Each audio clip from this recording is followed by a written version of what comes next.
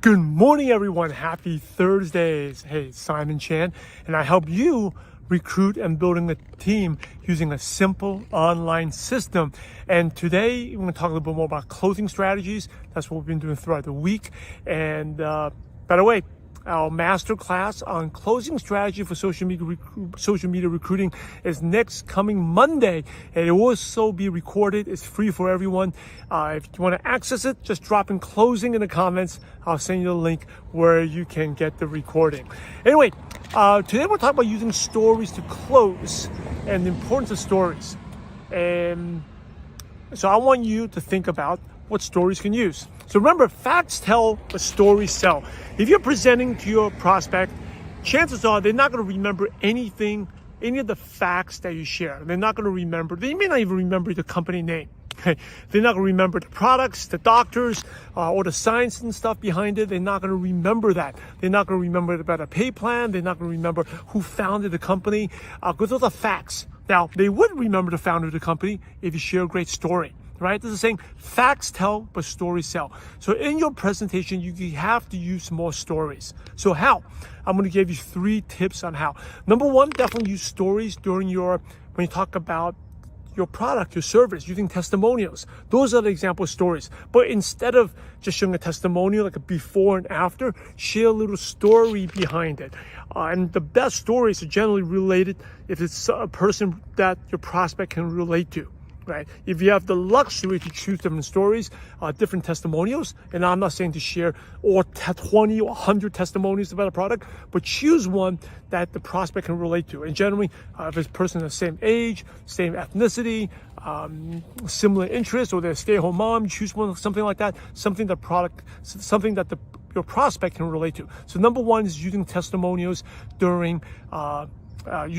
and using stories to share about those testimonials. Number 2 is definitely share stories to answer any objections.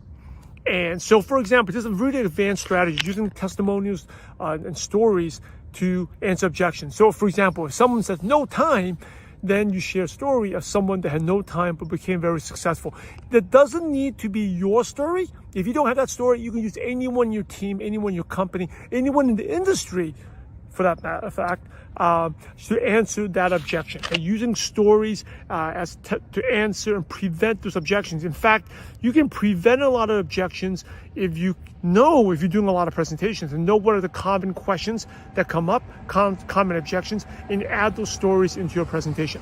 Number 3 is you definitely use stories at the end during the close, because network marketing, when people want to sign up and buy, it's an emotional decision. They want to do it, right? Logically, they may say they don't have time, they can't do this, but emotionally, they feel connection, they will do it. And especially when after you share how much it costs to get started, people generally will say they have no money, they have no time, to come up with these excuses. So, but if you use a story as an inspiring and motivating story, they will take action because it hits their heart. Okay, so those are 3 ways: using stories for using your testimonials, using stories to answer objections, and using stories towards the end. This will help you close more prospects. And by the way, if this is helpful, drop an 8 in the comment. Also, tag someone that you know that's doing presentations and not getting the results they want.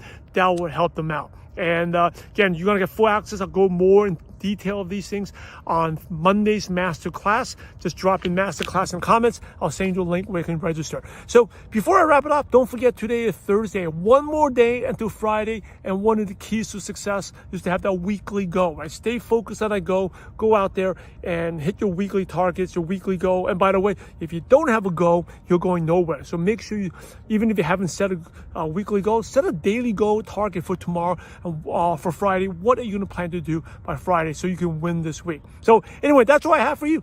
If you like this, definitely drop an 8. Let me know. I'm going to provide more of this type of content for you.